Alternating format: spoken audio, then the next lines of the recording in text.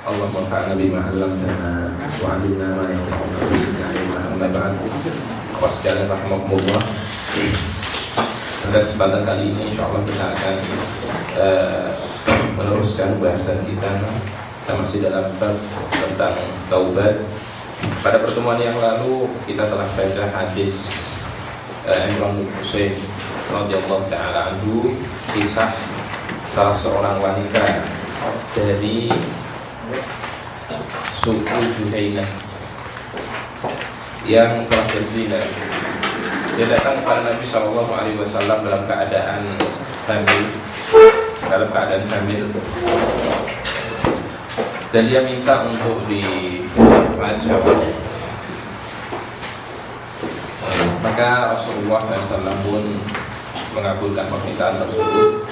Dia tidak langsung merajamnya, tapi perintahkan kepada penanggung jawab wanita tersebut, yaitu walinya, untuk mengurusnya dengan baik, menjaganya dengan baik sampai melahirkan.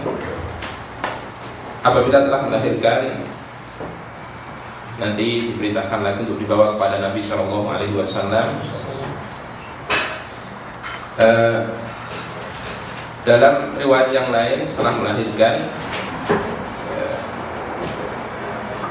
wanita itu membawa bayi yang masih baru lahir dalam sebungkus kain, dibungkus dengan kain atau diselimuti dengan kain. Nabi SAW belum mengizinkan sampai anak tersebut disusui selama 2 tahun.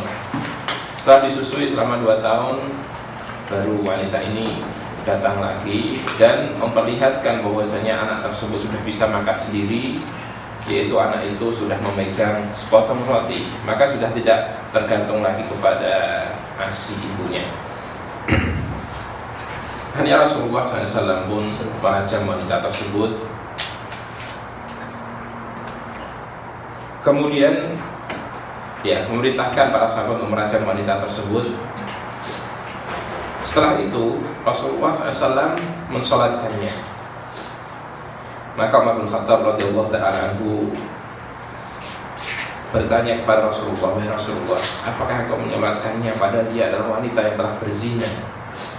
Maka Nabi SAW menyatakan, "Laqad tabat taubatan law usimat baina sab'ina min ahli Madinah la wasi'athum."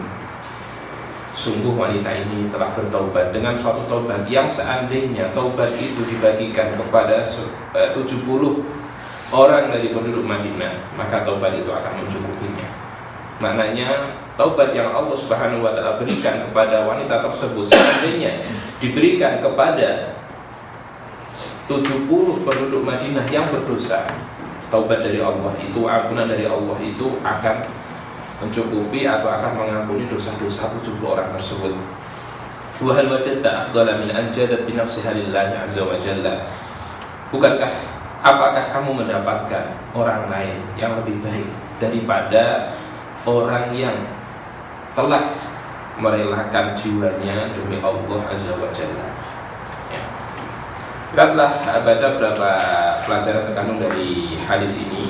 Ada beberapa hal lagi yang mungkin kita akan sampaikan secara ringkas untuk nanti kita baca hadis yang selanjutnya.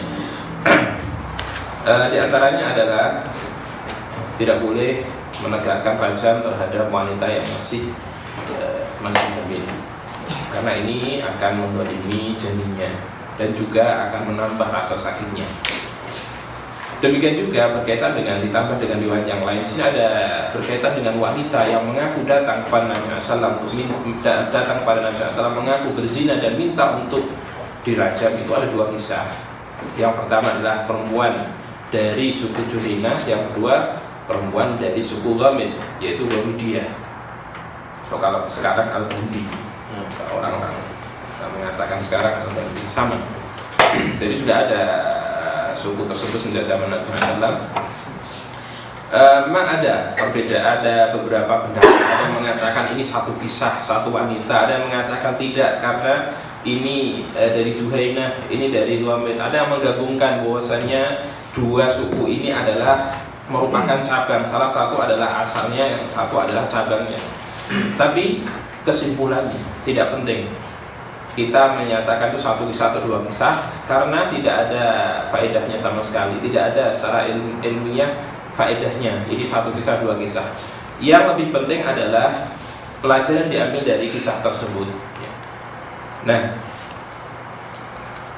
dalam kisah yang satunya, ketika telah melahirkan,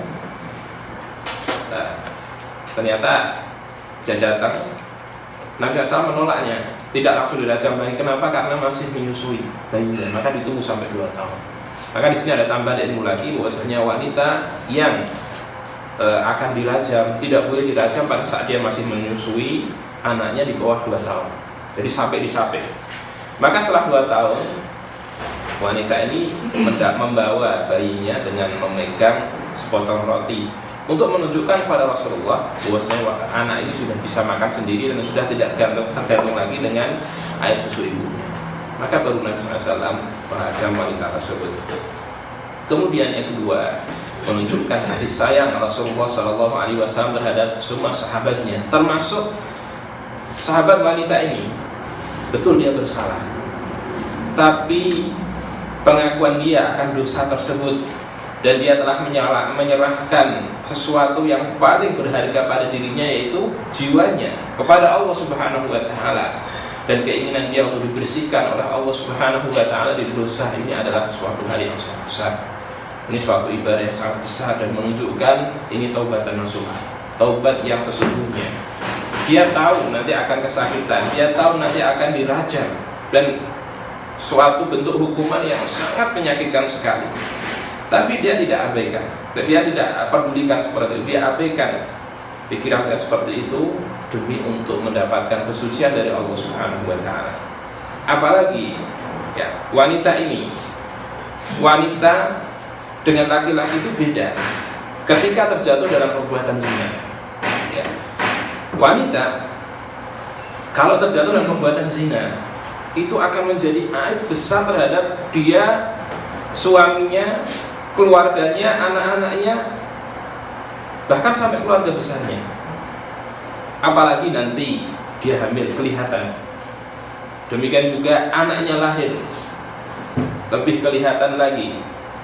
Tapi dia tidak pedulikan itu semua. Dia pikirkan bagaimana dia disucikan oleh Allah Subhanahu wa Ta'ala. Seorang laki-laki yang berzina, dia tidak begitu kelihatan. Meskipun dia mengaku, meskipun kemudian nanti dirajam seperti kisah sahabat yang lain yang bernama, siapa kemarin telah kita sampaikan, siapa? Ma'is bin Malik al-Aslamiyah. Ma'is bin Malik al-Aslami sama, dia datang kepada Nabi SAW. Tapi Ma'is ini lebih awal daripada wanita ini. Ya, maka dalam sebagian riwayat wanita ini mengatakan kepada Rasulullah, wahai Rasulullah, mungkin engkau akan menolak aku sebagaimana engkau menolak Ma'is. Karena Nabi SAW menolak Ma'is 3 kali. 3 kali Ma'is datang kepada Nabi, ditolak, enggak mau Nabi merajamnya. Karena Nabi menginginkan agar dia bertobat aja kepada Allah langsung, agar tidak memperlihatkan masalah. Maka wanita ini menunjukkan, wahai Rasulullah, engkau mungkin akan menolak saya sebagaimana engkau menolak Ma'is, tapi ini saya telah hamil, buktinya sudah kelihatan. Ya. Jadi seorang meskipun laki-laki dirajam, tetap aibnya nggak sebesar ketika aib wanita yang terjatuh dalam zina. Namun ya, wanita ini mengabaikan semuanya demi untuk mendapatkan kesucian dari Allah Subhanahu wa Ta'ala. Dan Nabi SAW melihat wanita ini, Nabi SAW sangat berbelas kasih kepadanya. Dan ini apabila seseorang kelihatan dia adalah orang yang soleh, meskipun melakukan kesalahan, kita kuatkan kesolehan dia, kita kuatkan husnudzon kita kepada dia. Maka dalam kisah yang lain, ada juga pada zaman Nabi SAW seorang yang minum khamr, tidak bisnis. Maka orang ini dibawa kepada Nabi. Nabi perintahkan agar orang itu didera berapa puluh kali, cambuk.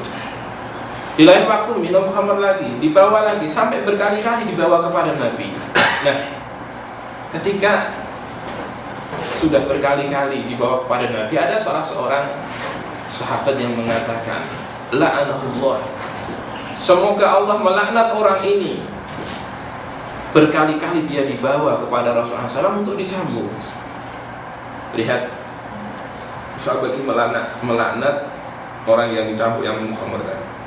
Ya karena melakukan kesalahan besar, bahkan berkali-kali gak kapok. Tapi ternyata orang ini mempunyai sifat dia mencintai Nabi SAW, karena mencintai Allah dan Rasulnya. Maka Nabi SAW mengatakan, jangan kamu melaknat dia, sesungguhnya dia itu mencintai Allah dan Rasulnya. Ya. Jadi Nabi SAW meskipun menerapkan had, tapi tetap ada belas kasihnya. Dan ini yang mungkin tidak ada, yang dilalaikan oleh orang-orang yang ingin menjatuhkan Islam. Coba lihat Islam kejam. Coba Islam menerapkan potong tangan, menerapkan raja, menerapkan cambuk. Mana kasih sayang Islam? Ya. Nabi SAW membedakan antara kasih sayang dengan menegakkan had. Nanti yang ketiga insya Allah kita ambil pelajaran bahwasanya sikap belas kasih tidak berarti menghilangkan had. Jadi kembali, Nabi SAW melihat wanita itu betul-betul bertaubat kepada Allah Subhanahu Wa Taala dengan taubat yang tulus, taubat yang nasuha. Maka setelahnya Nabi SAW pun menyolatkannya. Jadi ada belas kasih, ada kasih sayang dari Rasulullah SAW. Apalagi kalau Rasulullah SAW itu disifati oleh Allah Subhanahu Wa Taala, laqad ja'akum rasulun min anfusikum azizun 'alaihi ma 'anittum harisun 'alaikum bil mu'minina raufur rahim. Bil mu'minina raufur rahim. Rasulullah itu terhadap kaum mukminin itu adalah raufur rahim. Ya, lemah lembut dan berbelas kasih. Nah, yang ketiga, bukan berarti berbelas kasih dan juga mencintai itu kemudian merupakan atau membawa seseorang untuk melalaikan dari melaksanakan syariat Allah Subhanahu Wa Taala. Ya. Nabi berbelas kasih kepada sahabat Ma'is, berbelas kasih kepada wanita Juhainah ini. Tapi bagaimanapun hukum Allah harus ditegakkan. Ya. Hukum Allah harus ditegakkan. Maka Allah Subhanahu Wa Taala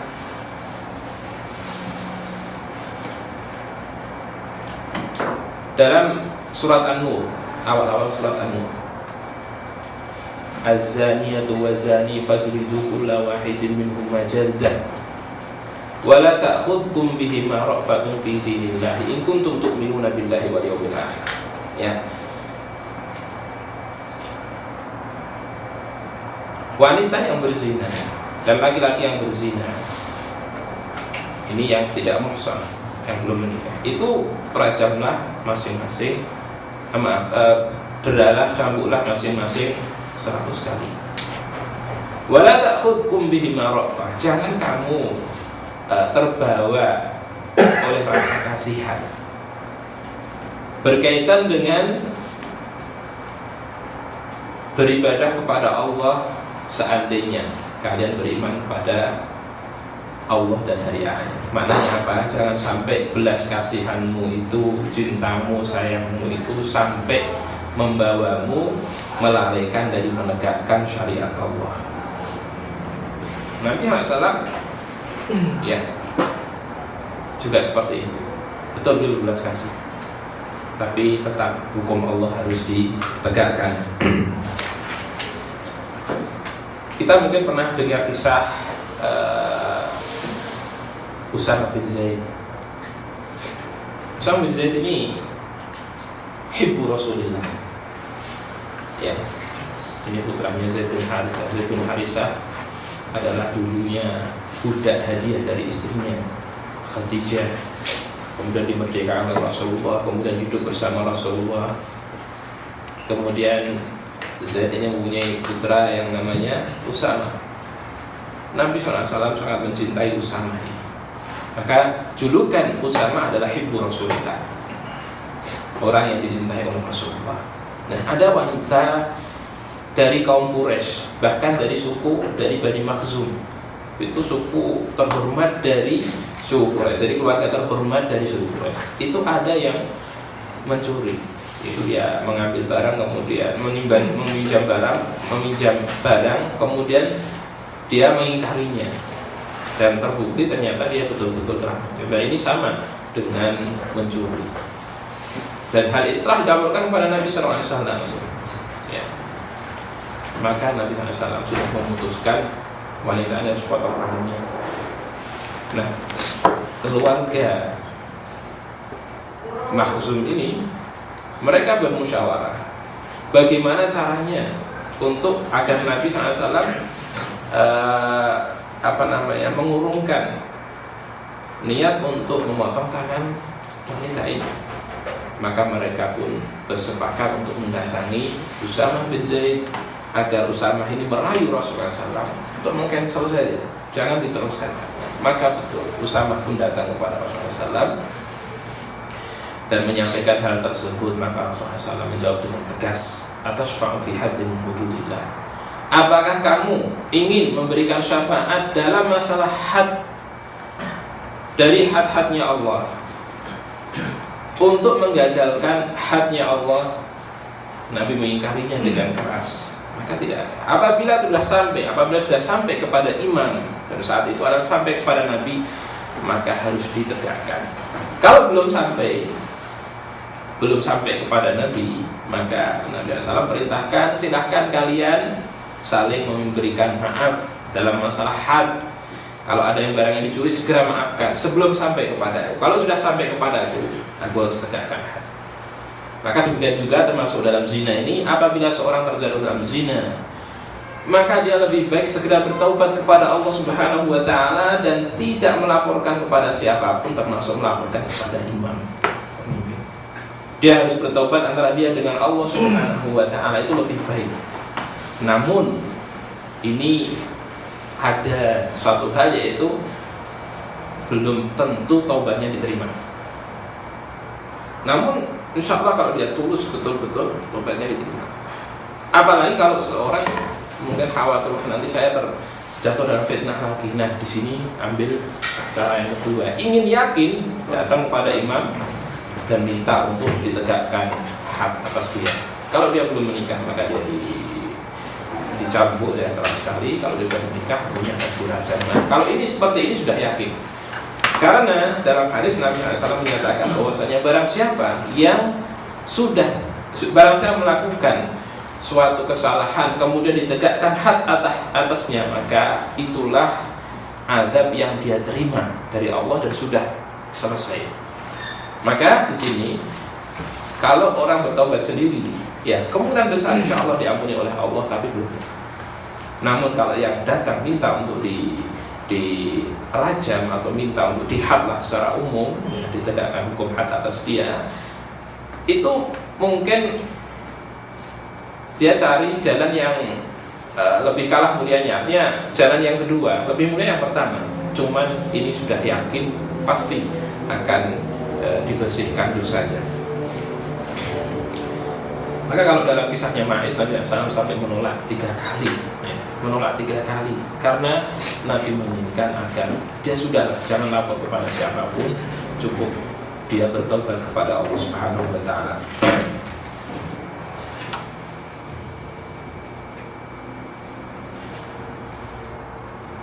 Nah, juga ada suatu hukum bahwasanya tidak boleh menegakkan had atau khususnya dalam masalah zina ini dengan cara diinterogasi, tidak boleh. Maka harus pengakuan seseorang, dia datang, karena sudah kita bahas dalam pertemuan yang lalu, ditegakkan had zina ini dengan 3 hal, ya, dengan 3 hal. Yang pertama adalah dengan pengakuan, ya, sebagaimana dalam hadis ini. Yang kedua adalah dengan bukti dia hamil, sedang dia, ya, walaupun ini yang kedua ini khilaf, Jumhur mengatakan sekedar hamil saja tidak boleh langsung dihad, tidak boleh langsung dikatakan dia berzina, karena ada kemungkinan banyak sekali. Namun apabila dia ditanya kamu berzina dan mengatakan iya saya berzina, dan hamil perut ini yang ada di perut ini adalah hasil dari perzinahan, maka dia dirajam. Jadi yang dua ini khilaf. Jumhur mengatakan tidak, kecuali kalau dia mengaku kalau dia itu adalah hamilnya dari perzinahan. Yang ketiga adalah dengan cara apa? Disaksikan oleh empat saksi, ya, empat saksi. Nah, ini saja. Nah, dengan cara interogasi itu tidak betul.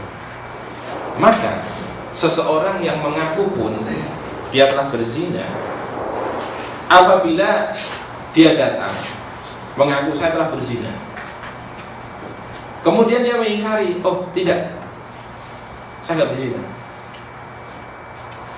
ini tidak boleh ditegakkan had atasnya sampai dia betul-betul yakin, sampai dia betul-betul jelas dan tegas dia berzina dan minta untuk dihad. Bahkan kisahnya Ma'is ini setelah 4 kali dia mengaku kepada Nabi, kemudian ditegakkan rajam atas dia. Ketika dia merasakan sakitnya batu yang terlempar kepada dia lari sampai dikejar oleh para sahabat. Nabi SAW tidak ada waktu itu, tidak berada di tempat itu. Sampai ketika di